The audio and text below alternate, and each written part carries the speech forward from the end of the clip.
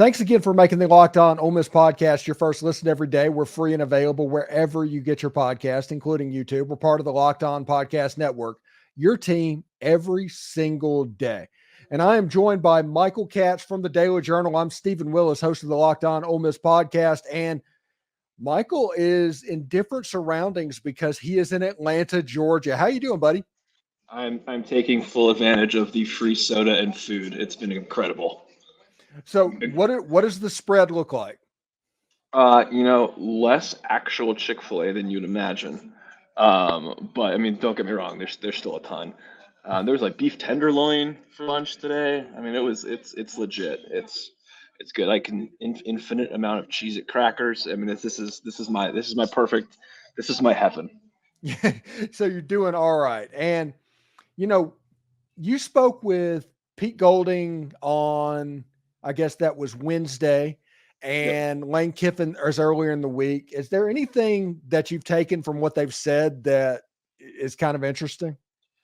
Well, it's crazy because, well, as you know, like we haven't talked to Pete since August. Like so much has happened, not just a whole season, but all of the portal stuff and the recruiting class, and so it was really good to talk to Pete and just sort of hear his philosophy on high level transfers and balancing that with traditional recruiting, and also how you balance taking guys from a group of five schools with the the bigger school guys. And it was just really interesting to hear him talk about it. And one of we also got like sit downs with him too, which was really cool. And um, I asked him because I think it was after the Egg Bowl. Dijon Anthony had said that his portal class was interesting because it was a lot of like group of five guys, and they were guys with big chips on their shoulder. And now you look at this portal class, and it's some of the biggest names you can possibly imagine. And Pete said it's you love those guys with the chip on their shoulder, but you also need guys who have played in big games and have played for SEC championships or have played in these big stadiums. So just hearing him talk about it was just really interesting. And obviously, his defensive philosophy, again, we don't hear about it very often because we haven't talked to him, but just hearing him break down games and break down Penn State positionally, it was just really it was really enlightening. It was good to hear from him. And I think we get Lane again on Friday in like the traditional coaches press conference in front of like the dueling helmets, the very traditional setup. He's been playing it pretty close to the vest. He did sound a little bit surprised. The only thing I really took from it yesterday was Cedric Johnson opting out and him talking about that. That was really the only big thing from that. I'm sure we'll get more because I'm sure more people will be here on Friday, so he will get asked some questions, probably on the national scope, and he always has good answers on that. But Pete was really good to hear from today.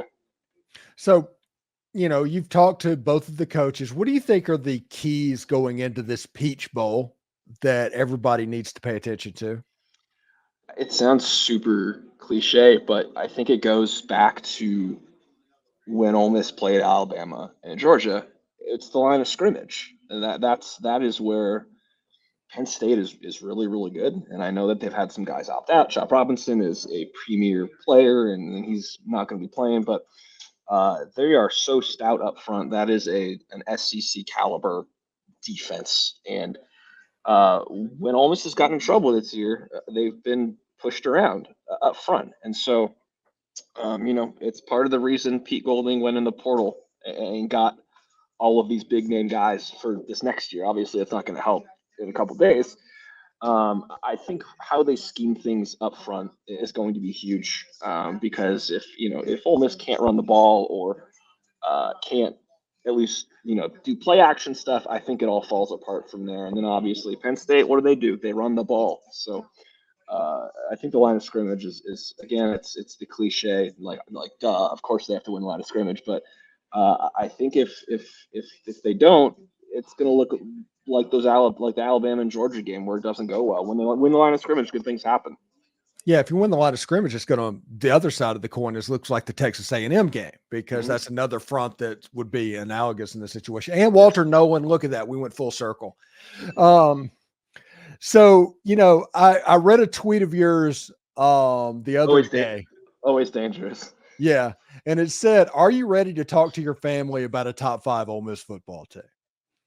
And talk about that because I'm sitting here thinking, and the first thing is like, "Oh, come on, Michael, what are you doing?" And the more I thought about it, the more I'm like, "Well," and yeah, that's going to be a weird situation because Ole Miss potentially is coming into 2024 with the best defense in the Southeastern Conference. It's crazy. No,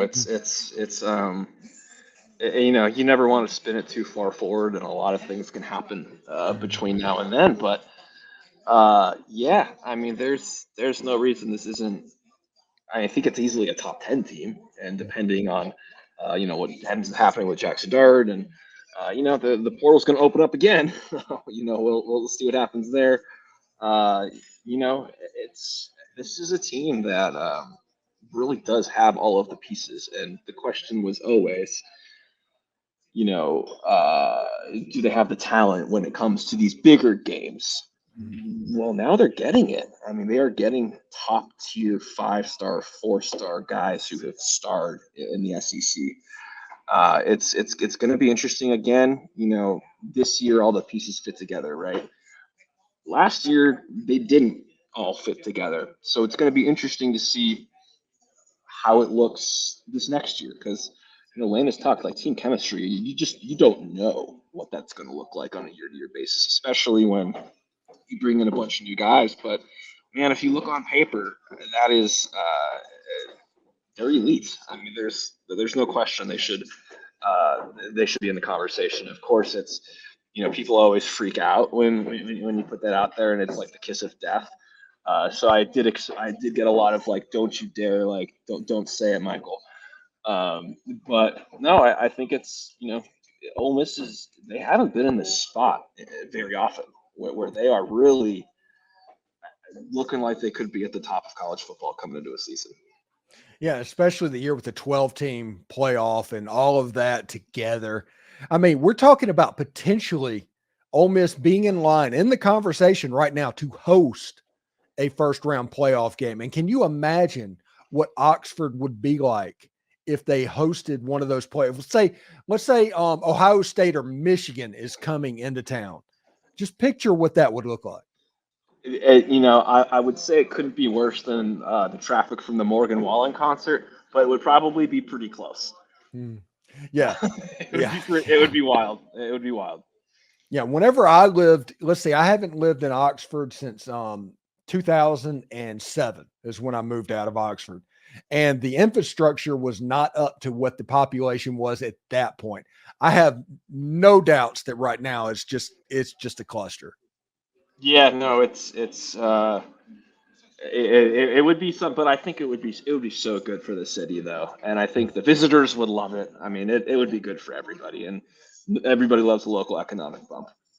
All right. So before we get out of here talking about the game, what do you expect to happen in the football game and give me a final score prediction?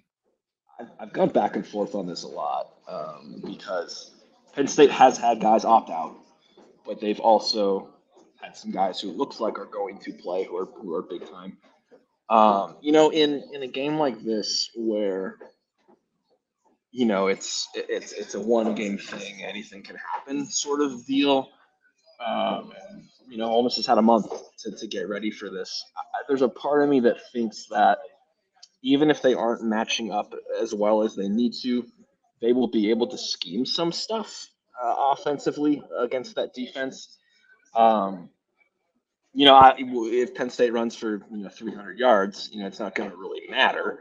But I think my latest one, I think I put like 31-27 Ole Miss. I think this team really wants to finish this thing the right way. This just seems, I don't know. I was talking with someone else today. This has been a really fun team to cover because it seems like they all enjoy each other and there's a lot of really cool personalities. And I think that I think they understand like how a lot of these guys went through last year, and when it was not good or not as good. 8 wins. I think a lot of teams wouldn't be happy with that, but they were not happy with that. I think they understand what the other side looks like, and I think they get what's at stake here. And if you can be the first team to win 11 games in Ole Miss history, you become a legend, and then you springboard into next year when everybody's still talking about you. I think there's so much for Ole Miss on the table here. Yeah, talk about that bump that Ole Miss would get with a win, knowing what's coming up, knowing there's more transfer portal to happen. I mean, heck, there's an article that came out today that said the number one person in the transfer portal right now, Evan Stewart, is considering Ole Miss. I mean, it's one of those if it rains it pours type situation, right? Yeah, and so it's interesting because and the irony, of course, of this is I remember a couple years ago, Texas beat Georgia in that Sugar Bowl or whatever, and they got this huge bump, right? Did not work out for Texas that way. But sometimes you get a team that really does build off of a postseason game, and it doesn't even have to be a major bowl game. But sometimes they're in a bowl game and they have a good performance, and everybody sees what they can do, and that attracts recruits and that attracts incoming talent from the portal and whatnot. I think that regardless of what happens in this game, Ole Miss is going to be really, really good next year. I don't think that's going to change that outlook, but I do think it changes the national conversation to an extent. Preseason magazines, radio shows, TV, all that stuff. I think if Lane Kiffin wins this game, I think the whole program gets talked about a little bit differently, and I think that that's the bump that. I don't think it's going to really change the personnel and all that kind of stuff. They're going to be really good, but I do think it can change the way that they're seen nationally. And is that right or wrong? It just kind of is what it is. But I do think that they can really sort of change the way the college football world looks at them if they win this game.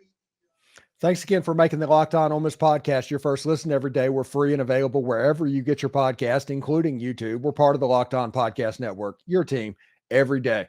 Michael Katz from the Daily Journal, thank you so much, man, for stopping by. I hope we can do this again afterwards. Thanks, man. Appreciate you. All right.